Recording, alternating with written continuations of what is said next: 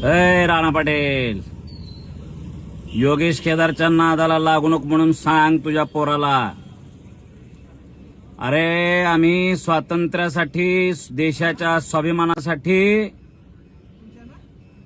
पूर्ण घराची राख रांगोळी केलेल्याच्या रक्तातले आहे. आणि तुम्ही निजामशहा सोबत ठासून उभा राहणार. आज चॅलेंज करतोय.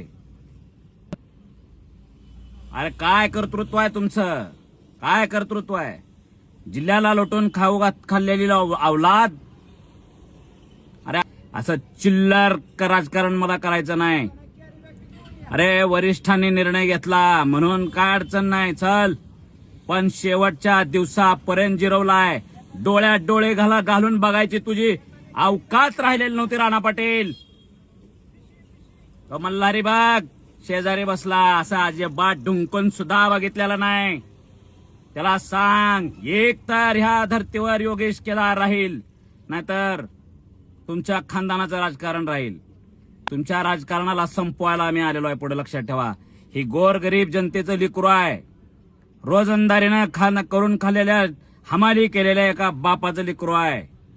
स्वाभिमानानं राज्यात स्वतःचं नाव कमावलेलं लिकरू आहे.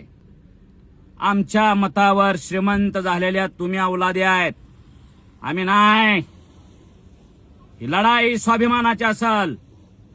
सत्तेमध्ये राहून जर अडचण आली तर तुझ्या विरोधात जो काही पर्याय मिळेल तो पर्याय घेऊन लढन, पण मान खाली घालणार नाही. तुला झुकवल्याशिवाय राहणार नाही.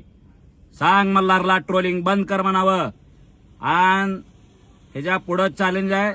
चॅलेंज देऊन आपण कार्यक्रम करत असतो. आपला पण इतिहास आहे.